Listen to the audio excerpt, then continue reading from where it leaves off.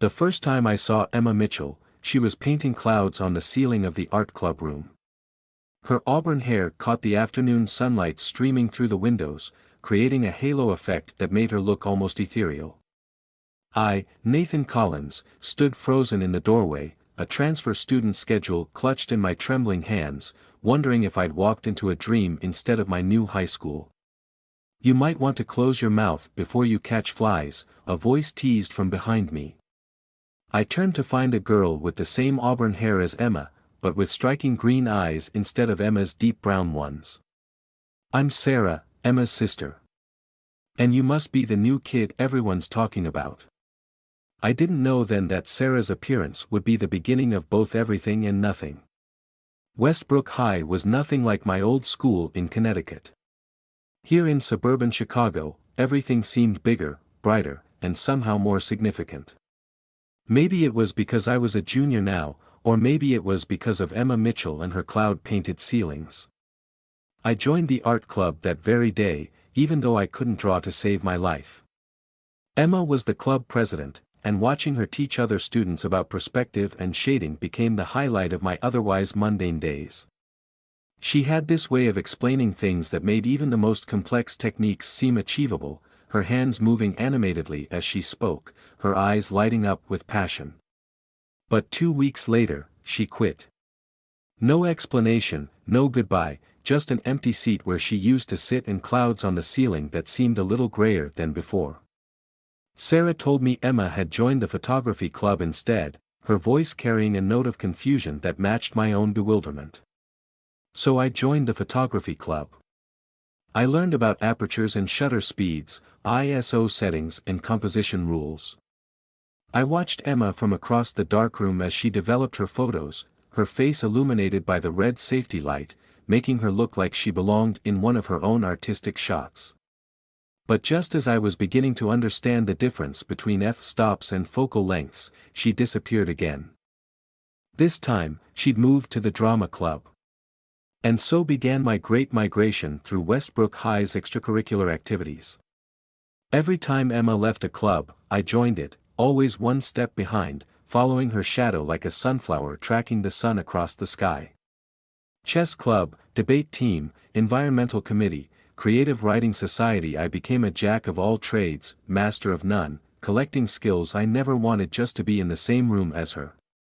Sarah became my constant companion through this journey, always there with insider information about Emma's next move, always ready with encouragement when I felt like giving up. "She's worth chasing," Sarah would say, her green eyes twinkling with something I couldn't quite read. "Trust me, I know my sister." What I didn't know was that Sarah's encouragement was more complex than simple sisterly support. Every time she helped me track down Emma's next club, every time she offered advice or insight, she was weaving a web that would eventually entangle all three of us in ways none of us could have predicted. I also didn't notice how Emma's departures from each club seemed to coincide perfectly with my arrivals, or how her eyes would dart away whenever we accidentally made contact in the hallways. I was too busy learning about knights and pawns, environmental policies, and the proper way to project one's voice on stage to see what was really happening. The truth wouldn't hit me until that fateful day in the school library, when I was helping Sarah with her calculus homework. She was struggling with derivatives, and I had become surprisingly good at math during my time in the academic decathlon team, another of Emma's brief stops. As I leaned over to explain a particularly tricky problem, Sarah's hand brushed against mine, and I heard a sharp intake of breath from the nearby stacks. When I looked up, I caught a glimpse of auburn hair disappearing around the corner, and for the first time, I began to wonder if I'd been reading this story all wrong. But that realization would come later. At that moment, in the library with Sarah, I was still blissfully unaware of the complicated web of emotions I had wandered into. I was still the boy who joined clubs just to be near a girl who kept running away, not understanding that sometimes people run not because they're trying to escape, but because they're trying to protect their heart. The autumn leaves were just beginning to turn when everything changed. The drama club was performing Romeo and Juliet, and although Emma had long since moved on to the yearbook committee, I had stayed on as a stagehand. That's when Sarah told me something that would shatter my understanding of the past few months and force me to reevaluate everything I thought I knew about the Mitchell sisters. As I helped paint the backdrop for the Capulets' ball, Sarah perched on a nearby ladder, watching me work with those enigmatic green eyes that had become so familiar. "You know," she said, her voice carrying an unusual weight, "sometimes the person you're chasing isn't the one you're really looking for." I was about to respond when a crash from the catwalk above made us both look up. Through the dust and chaos, I caught sight of Emma's face, pale and stricken, before she turned and ran from the auditorium. The look in her eyes would haunt me for days to come, a mixture of hurt, betrayal, and something else I couldn't quite name. I didn't know it then, but that moment in the auditorium would be the catalyst for everything that followed. The carefully constructed dance we'd all been performing was about to come to an end, and the truth would soon emerge from the shadows where it had been hiding all along. But as September gave way to October, and the drama of Romeo and Juliet unfolded on stage, I remained oblivious to the real performance taking place in the wings of Westbrook High. I was still playing my part, the devoted pursuer, not realizing that in this particular play, I might not be the protagonist I thought I was. The weeks following the incident in the auditorium brought a subtle but unmistakable shift to the dynamics at Westbrook High. Emma's abrupt departures from clubs had always seemed random before, but now they felt deliberate, almost orchestrated. I began noticing things I'd been too blind to see before. It started with a conversation I overheard in the empty chemistry lab one Tuesday afternoon. I was staying late to clean up after a failed experiment, chemistry club being Emma's latest abandoned pursuit, when voices drifted in from the hallway. "You can't keep doing this, Em," Sarah's voice was urgent, almost pleading. "You're running out of clubs to join. And whose fault is that?" Emma's response was sharp, bitter. "You're supposed to be my sister, Sarah." "My sister." The sound of rapid footsteps followed, then silence. I stood frozen among the beakers and Bunsen burners, my mind racing to piece together a puzzle I wasn't sure I wanted to solve. The next day, I found a notebook in the library, wedged between 2 volumes of the encyclopedia nobody ever read anymore. The cover was plain black, but the pages inside were filled with Emma's distinctive handwriting. I recognized it from the few times I'd glimpsed her art club notes. I knew I shouldn't read it, but my eyes caught a passage before I could stop myself. "October 15th, he joined chemistry club today." Sarah told him, of course. She always tells him. Sometimes I wonder if she does it on purpose, watching me run while she stays behind, always there to offer him comfort and guidance. Does she think I don't see the way she looks at him? The way she's always positioned herself as his confidant, his compass in the maze I've created? But how can I blame her when I'm the one who keeps running? My hands trembled as I closed the notebook. That night, I couldn't sleep, Emma's words echoing in my mind like a haunting melody. The next morning, I slipped the notebook into Sarah's locker, unable to face either Mitchell's sister. But fate, it seemed, had other plans. Mrs. Anderson, our overly enthusiastic guidance counselor, had noticed my peculiar pattern of club hopping and called me into her office. The walls were covered with motivational posters featuring cats hanging from tree branches, and she sat behind her desk with a concerned expression that made me instantly uncomfortable. "Nathan," she began, shuffling through what I realized was my activity record, "I've never seen a student so involved in school activities. While I admire your enthusiasm, I can't help but notice you never stay in one place for long. Is everything all right?" Before I could formulate a response, a knock at the door saved me. Or so I thought. "Ah, perfect timing." Mrs. Anderson beamed. "I asked Emma to join us since she seems to share your unique approach to extracurricular activities." Emma stood in the doorway, her face a mask of carefully controlled neutrality. She'd dyed a streak of her auburn hair blue since I'd last seen her up close, and somehow that small act of rebellion made her seem both more distant and more real than ever. "Please, sit down, Emma," Mrs. Anderson gestured to the only other chair in the office, right next to mine. I thought we could all discuss this interesting pattern I've noticed. The next 15 minutes were excruciating. Mrs. Anderson, oblivious to the tension that could have been cut with a knife, enthusiastically suggested we might coordinate our club participation to maximize the educational benefits. Emma's knuckles were white where she gripped the arms of her chair, and I could feel the heat radiating from her body in the small space. Actually, Emma's voice was barely above a whisper. I was thinking of joining the newspaper team. My head snapped up. The school newspaper was the one club I'd sworn never to join. My stutter, which I'd mostly overcome, still emerged when I was nervous, and the thought of conducting interviews was my personal nightmare. Oh, wonderful. Mrs. Anderson clapped her hands. Nathan hasn't tried that one yet, have you? Something in Emma's expression shifted, a flicker of relief.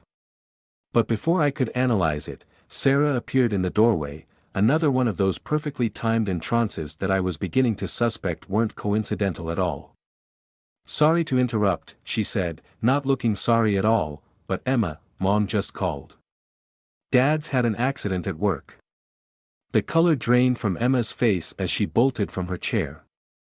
But as she rushed past Sarah, I caught the smallest shake of her head, a gesture so subtle I almost missed it. Sarah's expression hardened for a fraction of a second before smoothing into concern. Later that day, I saw Mr. Mitchell picking up Emma's younger brother from soccer practice, looking perfectly healthy and decidedly uninjured. The pieces were starting to fall into place, but the picture they formed was one I wasn't sure I was ready to face. That evening, as I sat in my room supposedly working on calculus homework, my phone buzzed with a text from Sarah. Meet me at the old greenhouse behind the science building tomorrow morning before first period. There's something you need to know. I stared at the message for a long time, thinking about Emma's notebook, about all the clubs I'd joined and she'd left, about Sarah's constant presence in this elaborate dance we'd been performing. The blue streak in Emma's hair. The relief in her eyes when she mentioned the newspaper club. The way Sarah always seemed to know where her sister would go next. As I lay in bed that night, watching shadows from passing cars dance across my ceiling, I remembered something my grandmother used to say: the truth doesn't always set you free. Sometimes it just shows you the size of your cage. Tomorrow morning would either unlock that cage or seal it forever. As I drifted off to sleep, I couldn't shake the feeling that I'd been chasing the wrong Mitchell sister all along, or maybe, just maybe, she'd been chasing me. The greenhouse waited in the pre-dawn darkness, its glass panels reflecting the last stars of night, holding secrets that would soon shatter the careful choreography of the past few months. What I didn't know was that Emma had overheard Sarah's invitation, and she too was preparing for a morning that would change everything. The morning air was thick with fog when I arrived at the greenhouse, the kind of heavy October mist that turns familiar shapes into shadows and shadows into secrets. The glass structure loomed before me, its Victorian architecture a relic from when Westbrook High had been a private school for Chicago's elite. Condensation trickled down the panels like tears. I checked my phone, 6:45 a.m. Sarah's text had said to meet at 7. As I reached for the rusted door handle, a voice emerged from behind the nearby oak tree. Don't. Emma stepped into view, the blue streak in her hair almost luminescent in the pale morning light. Please, Nathan. Don't go in there. She looked different, somehow vulnerable, yet determined. The carefully maintained distance she'd kept all these months had vanished, replaced by an urgency that made my heart race. Emma. What are you? I heard her invite you, she cut me off, taking a step closer. And for once, I'm not running away. I need you to understand why I've been leaving all those clubs. The greenhouse door creaked behind me. Well, isn't this interesting? Sarah's voice carried an edge I'd never heard before. She emerged from inside, where she must have been waiting. Finally decided to stop running, sis. The tension between the sisters crackled like static before a storm. I stood frozen between them, suddenly understanding how Paris must have felt with three goddesses demanding judgment. He deserves to know the truth, Emma said, her voice stronger now. The whole truth, not your carefully edited version. Sarah's laugh was brittle. Which truth, Emma? The one where you've been pathetically running away from your feelings for months? Or the one where you're so afraid of getting hurt that you'd rather hurt everyone else instead? Stop it. The words came out of my mouth before I could think. Both of you, just, stop. I've spent months trying to understand what's going on, following clues like some amateur detective in a mystery I didn't even know I was part of. I deserve to know what's really happening. The silence that followed was deafening. A bell rang in the distance, early morning practice for some sport or another starting up. The fog began to lift, sunlight cutting through the mist in golden shafts that illuminated the scene like a stage. Emma spoke first, her words tumbling out as if she'd been holding them back for too long. I saw you and Sarah that day in April, right after you transferred here. In the art room, after everyone else had left. You were helping her with her portrait project, and the way you looked at her. She took a shaky breath. I knew then that my little sister had fallen for you. And I knew that you felt something for her too. What? I stared at her, confused. Emma, I was helping Sarah because she told me it was for you. She said you needed reference photos for a project. Sarah's sharp intake of breath made us both turn. Her composed facade was cracking, revealing something raw underneath. You weren't supposed to be there that day, Emma. You never stay late on Thursdays, you always have dinner with Dad. He cancelled, Emma replied quietly. But that doesn't matter now. What matters is that I saw how perfect you two seemed together, and I couldn't stand in the way of my sister's happiness. So I left the art club. But then you followed me, Nathan. Every single time, you followed me. Because Sarah kept telling me where you were going. I exclaimed, pieces finally clicking into place. She always knew your next move, always encouraged me to follow. Of course I did. Sarah's voice cracked. Because every time he followed you, Emma, you ran away again. And every time you ran, I got to be the one to comfort him, to be there for him. I thought eventually you'd stop running, and he'd stop chasing, and then maybe he'd fall for you instead. Emma's words were soft, but they carried across the morning air like thunder. Sarah, I left every club because I thought you loved him. I've been trying to give you your chance, trying to be a good sister, even though it was killing me inside. I felt like I was underwater, everything moving in slow motion as the truth finally emerged. So you've been running away because you thought I had feelings for Sarah? And Sarah, you've been helping me chase Emma because you wanted her to keep running away? Both sisters stared at me, the weight of months of misunderstandings hanging between us. But why the newspaper? I asked Emma. Why say you were joining that specific club? A faint blush colored her cheeks. Because I finally read your admissions essay. Sarah's head snapped up. What admissions essay? The one he wrote to transfer here, Emma said. I have a work-study position in the admissions office. I read it last week about how you developed a stutter after your mom died, Nathan. About how you joined the newspaper club at your old school to face your fear of speaking, but it was so traumatic that you swore you'd never join another one. I thought if I joined the one club you couldn't follow me to, you'd finally give up. Finally turn to Sarah, like I thought you both wanted. The morning sun had fully risen now, burning away the last of the fog. In its clear light, I could finally see the truth, how we'd all been dancing around each other, creating elaborate patterns of pain out of nothing but assumptions and fear. I never had feelings for Sarah, I said quietly, looking directly at Emma. Every club I joined, every new skill I learned, it was all to be near you. Only you. Sarah made a sound somewhere between a laugh and a sob. God, we're all idiots, aren't we? I've spent months helping you chase my sister because I thought if she kept running away, you'd eventually see me. But you never did. Your eyes were always following her, even when you were standing right next to me. The greenhouse windows had begun to fog up again with the morning's rising temperature, creating a private world for our confrontation. In the distance, more students were starting to arrive for the school day, unaware of the drama unfolding in this glass cage of truth. I don't want to run anymore, Emma whispered, her brown eyes meeting mine. I'm tired of running. But before anyone could move or speak again, the greenhouse door burst open. Mrs. Anderson stood there, looking surprisingly authoritative for someone wearing a cardigan with cats on it. There you all are. The principal's been looking everywhere for you three. There's been a rather serious accusation about some altered club attendance records. Principal Harrison's office felt smaller than I remembered, though I'd only been there once before, during my transfer orientation. Now, sitting between the Mitchell sisters with Mrs. Anderson hovering anxiously by the filing cabinet, it felt like the walls were closing in. Would anyone care to explain this? Principal Harrison laid out several papers on his desk.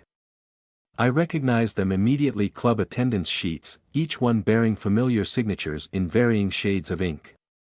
It seems we have a rather serious case of record tampering. Sarah's sharp intake of breath was the only sound in the room. These attendance records, the principal continued, show both Miss Emma Mitchell and Mr. Collins participating in multiple clubs simultaneously, often in different locations at the exact same time. He looked up, his expression grave. That would be quite a feat of bilocation, wouldn't it? I felt Emma tense beside me. The truth hit me like a thunderbolt. Sarah hadn't just been telling me which clubs Emma joined, she'd been signing our names into attendance sheets, creating a paper trail that made it look like we were both present when often, one or both of us had already left. It was me. Sarah's voice cut through the silence. I altered the records. Sarah, don't, Emma started, but her sister cut her off. No, Emma. I did this. All of it. Sarah's hands were trembling, but her voice was steady. I signed the attendance sheets. I wanted to make sure Nathan could stay in all the clubs, even after you left them. His transcript needed the extracurricular activities for college applications, and I thought I was helping. Principal Harrison leaned back in his chair, the leather creaking ominously. Miss Mitchell, Sarah, you do understand the seriousness of what you're admitting to? Falsifying school records is grounds for immediate suspension, possibly even expulsion. The word expulsion hung in the air like poison gas. Sarah's carefully maintained composure finally cracked, a tear sliding down her cheek. It wasn't just her. Emma's voice was quiet but firm. I knew about the signatures. I saw them in the club files when I was helping in the admissions office. I could have reported it, but I didn't. I couldn't stay silent any longer. And I kept joining clubs I knew I couldn't possibly attend fully, taking advantage of the situation even though I suspected something wasn't right. If anyone should be punished, it's me. Mrs. Anderson, who had been uncharacteristically quiet, suddenly stepped forward. Robert, Principal Harrison, if I may. She pulled out a folder I hadn't noticed before. I've been tracking both Emma and Nathan's actual club participation. While the attendance records may have been creatively maintained, their contributions to each club have been substantial. She opened the folder, revealing photographs, project completions, and committee notes. The set designs Nathan helped create for the drama club are still being used. Emma's photography is featured in this year's yearbook. Their environmental committee initiatives were picked up by the district. The chess club's ranking has improved significantly. Whatever their reasons for moving between activities, they've left each club better than they found it. Principal Harrison studied the evidence, his expression unreadable. The clock on the wall ticked loudly, marking each excruciating second. And what about you, Sarah? He finally asked. What have you contributed, besides forged signatures? Sarah's voice was barely a whisper. Nothing.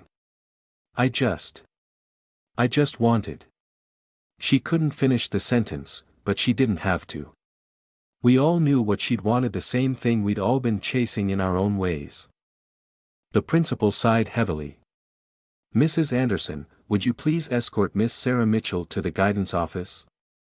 I believe we need to have a series of conversations about this situation." As Sarah stood to leave, she turned to us, her green eyes bright with tears. "I really am sorry. Not just for this, for everything. Emma, I never meant to hurt you. I couldn't bear watching you both dance around each other, too afraid to see what was right in front of you. And then it all got so complicated, and I thought if I just kept pushing, kept manipulating things, eventually." "Eventually what?" Emma asked softly. "Eventually you'd both be happy. Even if it meant I wouldn't be." After Sarah and Mrs. Anderson left, Principal Harrison turned his attention back to Emma and me. "As for you two." He paused, shuffling the papers on his desk. "While I cannot condone what happened here, I also cannot ignore the positive contributions you've both made to this school. However, there must be consequences." He outlined our punishment. We would each have to choose one club, just one, and stick with it for the remainder of the year. We would also spend 2 hours after school every day for the next month helping to reorganize the school's activity records, under direct supervision. And, he added, a glimmer of something that might have been amusement in his eyes, "You'll both help Mrs. Anderson implement a new digital attendance system for all school clubs. Perhaps that will prevent any future, creative record keeping." As we left the principal's office, the hallways were empty. Classes had started while we were inside. Emma and I stood there, the weight of everything that had happened pressing down on us. "So," I said, finally breaking the silence, "one club, huh? Have you decided which one?" Emma looked at me, a small smile playing at the corners of her mouth. "Actually, I was thinking about the newspaper club." "But," my stutter. I started to protest. "I know," she said softly. "But maybe this time, you won't have to face it alone." Before I could respond, the door to the principal's office opened again. "Oh, and Mr. Collins? Miss Mitchell?" Principal Harrison called after us. "The newspaper club meets in room 214 during Tuesday lunch periods. I trust I'll see both your names, your actual signatures on the attendance sheet." For the first time in months, neither of us had any desire to run. The first frost of November painted the Westbrook High windows with delicate crystalline patterns as I stood outside room 214, my heart hammering against my ribs. The newspaper club meeting was about to start, and despite Emma's reassuring presence beside me, my old fears threatened to overwhelm me. "Remember," Emma whispered, her hand finding mine, "you don't have to conduct any interviews today. We're just here to listen." The past 3 weeks had changed everything and nothing. Sarah had received 2 months of after-school detention instead of expulsion, a mercy granted largely due to Mrs. Anderson's passionate advocacy. Each afternoon, while Emma and I sorted through years of club records in the dusty school archive room, Sarah helped Mrs. Anderson implement the new digital attendance system. The distance between the Mitchell sisters was slowly healing, like a broken bone being carefully reset. I often caught them sharing quiet conversations in the hallway, their auburn heads bent together, tears and whispered apologies mixing with cautious laughter. Sarah had stopped running away when she saw us together, though the pain in her eyes hadn't completely faded. "Ready?" Emma asked, pulling me back to the present moment. Through the door's window, I could see Jessica Chen, the editor-in-chief, arranging papers at the front desk. I swallowed hard. "And no. But let's go in anyway." The room fell silent as we entered, all eyes turning to us. My stutter had returned with a vengeance since we joined the paper, emerging every time I had to speak in front of the group. But something was different now. No one snickered, no one looked away in embarrassment. Instead, I saw understanding, patience, and even a few encouraging smiles. Perfect timing. Jessica beamed. We were just about to discuss the feature piece for next month's issue. She glanced at her notes. The theme is hidden talents about students who've discovered unexpected abilities through their club activities. My eyes met Emma's across the room. We'd both been dreading this moment, the inevitable questions about our infamous club hopping saga. The whole school had been buzzing with rumors since our meeting with Principal Harrison, each version more dramatic than the last. But Jessica surprised us. "Nathan, Emma mentioned you've learned quite a bit from all those clubs. Would you be willing to write about that experience? Not the gossip," she added quickly, "but the actual learning process. How each activity taught you something unexpected about yourself." The room waited for my response. A month ago, I would have fled. A week ago, I would have stumbled through an excuse.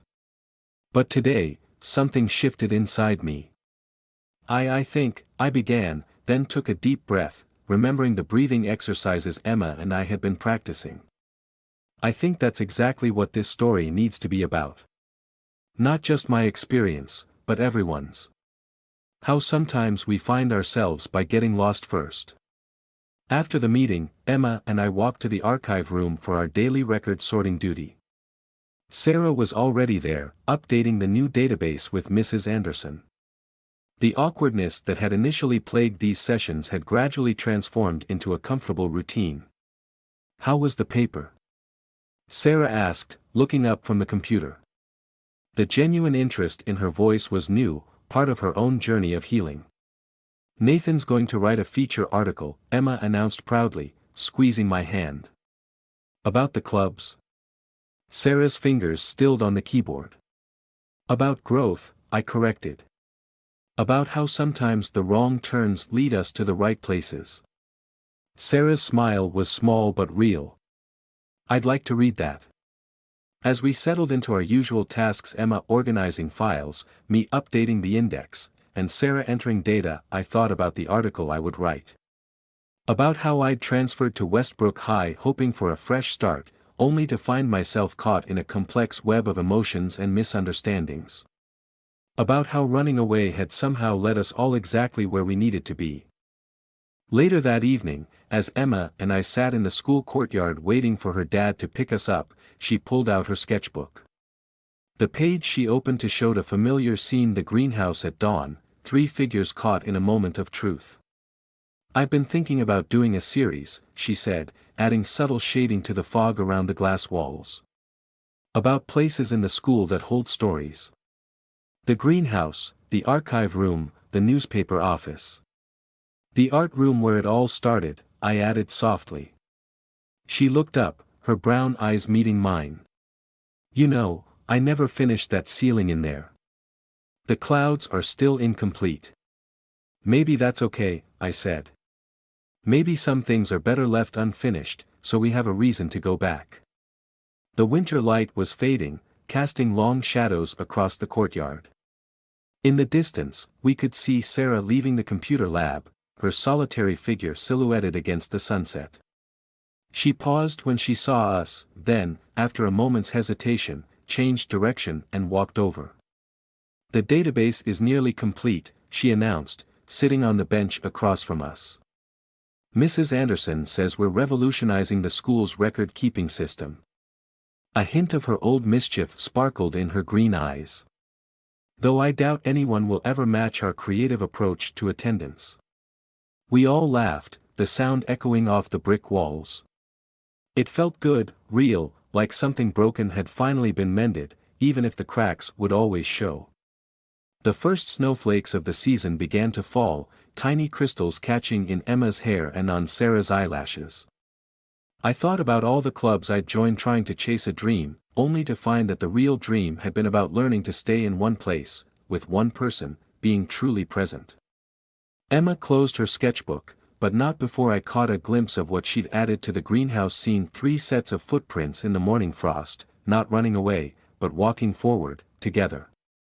"So," Sarah said, breaking the comfortable silence, "who's going to help me convince Mrs. Anderson that the school desperately needs a creative writing club?